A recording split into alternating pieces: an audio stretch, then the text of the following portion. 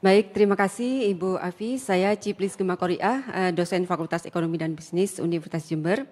Yang pertama Pak Purbaya, pertanyaan saya terkait dengan mekanisme burden sharing antara Bank Indonesia dengan Kementerian Keuangan. Bagaimana bentuk kebijakan terbaru atau real atau nyata dari bauran kebijakan fiskal dan moneter akhir-akhir ini?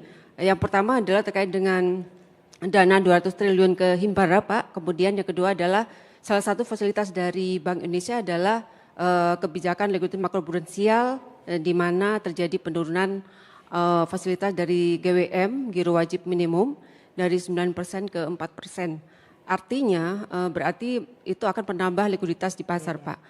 Sehingga bagaimana Bapak mengkomunikasikan kebijakan ini supaya pertumbuhan ekonomi terus tumbuh, kemudian inflasi dijaga dan sedangkan exchange rate atau nilai tukar kita tetap terjaga Pak. Itu yang pertama.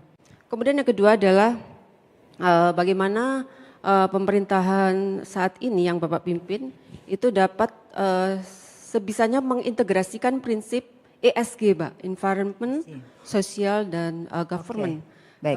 Baik dari sisi perencanaan, pengawasan dan pelaksanaan. Terima kasih Bu Afi. Terima kasih Bu. Silakan Pak, jadi mengungkap resikonya karena orang tuh selalu khawatir dengan hutang walaupun rasio-rasionya masih kita aman. Gimana Mas Purbaya? Wah, terus terang saya agak bingung karena pertanyaannya nggak kedengeran. Suaranya pelan. Saya coba tebak-tebak sedikit. Yang saya tangkap hanya burden sharing sama makroprudensial ya. Iya. Burden sharing saya nggak tahu kapan timbulnya, itu waktu krisis kemarin kan COVID. Kita dari istana nggak pernah minta burden sharing sebetulnya. Karena itu jelas langsung menghilangkan seolah batas antara fiskal dan moneter. Ya. Sekarang juga ada perjanjian burden sharing kan. Saya sih nggak semaksimal mungkin tidak akan memakai burden sharing itu. Biarkan moneter di pihak moneter jalan sendiri sesuai dengan pakemnya. Saya akan jalan dengan pakem-pakem fiskal. Kenapa Bank Sentral dipisahkan waktu dulu dengan pemerintah, supaya pemerintah atau politik tidak mempengaruhi kebijakan Bank Sentral yang dampaknya bisa jangkanya panjang. Kalau politik kan 5 tahunan, maka dipisah. Kalau kita jalankan burden sharing terus, seolah-olah menggabungkan lagi pemerintah dengan Bank Sentral, artinya Bank Sentral memonetize kebijakan fiskal. Itu yang nggak boleh sebetulnya, itu di moneter tuh holy grail yang nggak boleh dijadiin satu. Tapi waktu krisis mungkin nggak apa-apa, tapi ke depan akan kita hindari sebisa mungkin. Kalau yang kedua apa tuh ya? Makroprudensial, kayak gini aja. Anda kira-kira takut kan kalau saya injek uang ke sistem, apakah akan menimbulkan inflasi? Playa besar. Anda dosen bukan? Dosen fakultas apa? Ekonomi. Buka lagi bukunya.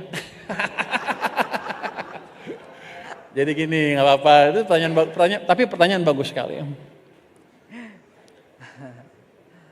Orang emang itu perdebatan di ilmu perekonomian. Nyetak uang atau menciptakan pertumbuhan ekonomi yang cepat, menimbulkan inflasi apa enggak?